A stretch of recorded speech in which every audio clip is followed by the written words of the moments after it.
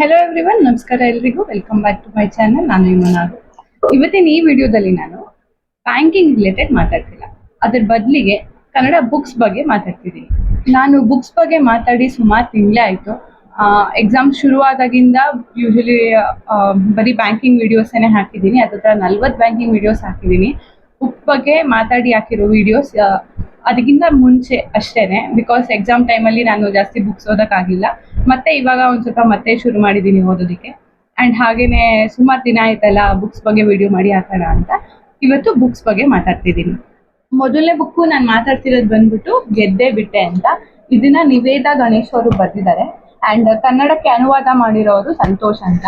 And ಈ ಬುಕ್ಕಲ್ಲಿ main character ಬಂದು ದಿವ್ಯಾ ಅಂತ. ಅವಳು ಈಜುಗಾರ್ತಿ ಆಗ್ಬೇಕು ಅಂತ ಅನ್ಕೊಂಡಿರ್ತಾಳೆ. ತುಂಬಾ ಅಡೆತಡೆಗಳು ಬರುತ್ತೆ, ಅದನ್ನೆಲ್ಲ ಮೀರಿ ಹೇಗೆ ಈಜುಗಾರ್ತಿ ಆಗ್ತಾಳೆ ಅನ್ನೋದನ್ನ ಈ ಕತೆ ಹೇಳುತ್ತೆ. ಅಂಡ್ ಹಾಗೇನೆ ನಮ್ಮ ಲೈಫಲ್ಲೂ ಅಷ್ಟೇ ಎಷ್ಟೊಂದು ಅಡೆತಡೆಗಳು ಬರ್ತವೆ. ಆದ್ರೆ ನಾವು ನಿಷ್ಠೆ ಮತ್ತೆ ಪರಿಶ್ರಮದಿಂದ ಹೇಗೆ ನಮ್ಮ ಗುರಿ ತಲುಪ್ಬೋದು ಅನ್ನೋದನ್ನ ಈ ಬುಕ್ ಮುಖಾಂತರ ನೋಡ್ತೀವಿ. ಅಂದ್ರೆ ನಮ್ಮ ಕೈಯಲ್ಲಿ ಆಗಲ್ಲ ಅಂತ ಎಷ್ಟೊಂದು ಜನ ಹೇಳ್ಬೋದು, ಬಟ್ ನಾವು ಅದನ್ನ ಮಾಡಿ ತೋರಿಸ್ಬೇಕು. ಸೊ ಈ ತರ ಕೈ ಕಟ್ಟಿ ಕೂತ್ಕೊಬಾರ್ದು, ಸಾಧನೆ ಮಾಡ್ಬೇಕು ಅಂತ ಛಲ ಇದ್ರೆ ಮಾಡ್ಲೇಬೇಕು ಅನ್ನೋ ತರ ಈ ಬುಕ್. ಅಂಡ್ ನೆಕ್ಸ್ಟ್ ಬುಕ್ ಬಂದು ಹೇಳದೆ ಉಳಿದದ್ದು. ಇದು ಒಲವಿನ ಕವಿತೆಗಳು. ಇದು ಸೌಮ್ಯ ಕಾಶಿ ಅವ್ರು ಬರ್ದಿರೋದು. ಇದು ಹತ್ತತ್ರ 40 ಪೇಜ್ ಬುಕ್.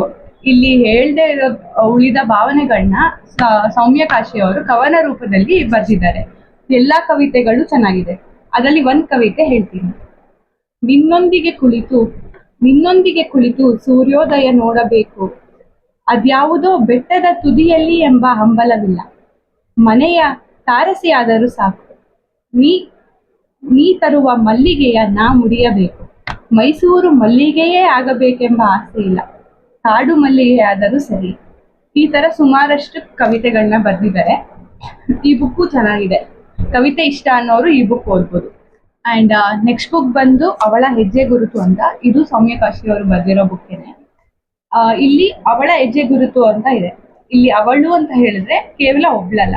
ಇಲ್ಲಿ ಅವಳು ಅಂದ್ರೆ ಅಮ್ಮ, ಅಕ್ಕ, ಗೆಳತಿ, ಸ್ನೇಹಿತೆ, ಪ್ರೇಯಸಿ, ಹೆಂಡತಿ ಎಲ್ಲರೂ ಇದ್ದಾರೆ. ಇದರಲ್ಲಿ 5 ಕತೆಗಳಿದೆ. ಒಂದೊಂದ್ರಲ್ಲಿ ಒಬ್ಬೊಬ್ರ ಬಗ್ಗೆ ಹೇಳಿರೋ ತರ. ಕತೆಗಳು ಯಾವ್ದಂತ ಹೇಳಿದ್ರೆ, ಅಮ್ಮನ ಹಾಗೆ ಕಂಡವಳು, ಕಡಲ ತೀರದ ಕತೆ, ಡೇರೆ ಹೂವು, ಭಾನುವಾರ ಕಂಡ ಬದುಕು, ಅಪ್ರಯೋಜಕ ಕವಿಯ ಪ್ರೇಮ ಪತ್ರ. ಇಲ್ಲಿ ಪ್ರತಿಯೊಂದು ಕಥೆನೂ ತುಂಬಾ ಚೆನ್ನಾಗಿದೆ. ಅಂಡ್ ತುಂಬಾ ದೊಡ್ಡ ಬುಕ್ ಓದಕ್ ಇಷ್ಟ ಇಲ್ಲ, ಈ ತರ ಚಿಕ್ಕ ಚಿಕ್ಕ ಕತೆ ಓದಕ್ ಇಷ್ಟಪಡೋರು ಈ ಬುಕ್ ನ ಓದ್ಬೋದು. ಅವಳ ಹೆಜ್ಜೆ ಗುರುತು. ನೆಕ್ಸ್ಟ್ ಬುಕ್ ಬಂದು ತಿತ್ತಿಬಾಸನ ಟೈಟಾನ್ ವಾಚ್. ಇದು ದಿಲೀಪ್ ಎನ್.ಕೆ. ಅವ್ರು ಬರ್ದಿರೋದು. ಇದು ನಂಗೆ ಆಥರ್ ಕಳ್ಸಿಕೊಟ್ಟಂತ ಬುಕ್ ಏನಿದು. ಅಂಡ್ ಇದರಲ್ಲಿ ಜೀವನಕ್ಕೆ ಬೇಕಾಗಿರುವಂತ ಸಂದೇಶದ ಕತೆಗಳು ಇದಾವೆ. ಇದರಲ್ಲಿ ಟೋಟಲ್ 9 ಕತೆಗಳಿದಾವೆ. ಒಂದ್ರಲ್ಲಿ ಫ್ರೆಂಡ್ಶಿಪ್ ಬಗ್ಗೆ ಹೇಳಿದ್ದಾರೆ. ಅಂಡ್ ಇನ್ನೊಂದ್ ಕಡೆ ಒಬ್ಬ ತರ್ಲೆ ಮಗ ಅವ್ರ ಅಪ್ಪ ಅಮ್ಮನ ಕಷ್ಟ ನೋಡಿ ಹೇಗೆ ಬದಲಾಗ್ತಾನೆ ಅನ್ನೋ ಕಥೆನೂ ಇದೆ. ಒಟ್ನಲ್ಲಿ ಈ ಬುಕ್ ತುಂಬಾ ಚೆನ್ನಾಗಿದೆ. 9 ಕತೆಗಳು ಯಾವ್ದ್ಯಾವ್ದು ಅಂತ ಹೇಳ್ತೀನಿ. ತಿತ್ತಿಬಾಸನ ಟೈಟಾನ್ ವಾಚ್ ಮೊದಲನೇ ಕತೆ. ಸುಟ್ಟಿರದೆ 3 ದ್ವಾಸ,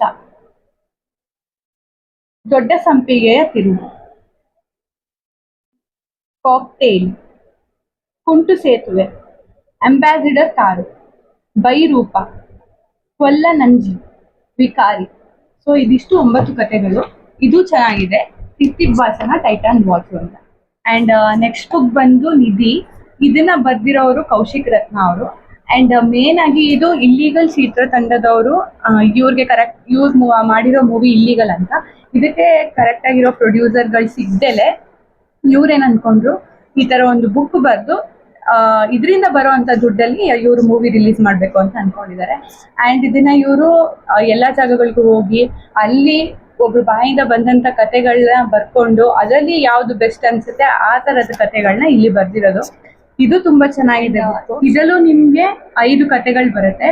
ಮನದಾಳದಿಂದ ಮಾನವನಿಗೊಂದು ಪತ್ರ, ಬುದ್ಧಿವಂತ ಭಕ್ತ, ನಯನ ಸುಂದರಿ, ಯಾರ್ ಗಟ್ಟಿ, ಸಾವಿತ್ರಿ ಸೂಳೆಯಲ್ಲ ಸೀತೆ. ಈ ತರ ಒಂದೊಂದು ಕಥೆನೂ ತುಂಬಾ ಚೆನ್ನಾಗಿದೆ. ನನ್ಗೆ ಈ ಬುಕ್ ಹೆವಿ ಇಷ್ಟ ಆಯ್ತಿದ್ದು. ಸೊ ನೀವು ಇನ್ನು ಯಾವ್ದು ಬುಕ್ ಓದಕ್ ಶುರು ಮಾಡಿಲ್ಲ, ಮೊದಲನೇ ಬುಕ್ ಓದ್ಬೇಕು ಅಂತಿರೋರು ಈ ಬುಕ್ ತಗೊಂಡು ಓದ್ಬೋದು. ಅಂಡ್ ಈ ಬುಕ್ ನಾನ್ ಹೇಗ್ ತಗೊಂಡೆ ಅಂದ್ರೆ ಮೈಸೂರು ಸಂತೆಗೆ ಅಂತ ಹೋಗಿದ್ದೆ. ಅಲ್ಲಿ ಈ ಫಿಲಮ್ ಅವರೇನೆ ಬುಕ್ನ ಮಾರಾಟಕ್ಕೆ ಅಂತ ಇಟ್ಟಿದ್ರು. ಅವಾಗ ಕೇಳಿ ತಿಳ್ಕೊಂಡು ಈ ಬುಕ್ನ ತಗೊಂಡಿದ್ದು. ತುಂಬಾ ಚೆನ್ನಾಗಿದೆ ಬುಕ್, ಓದ್ಬೋದು ನೀವೇ.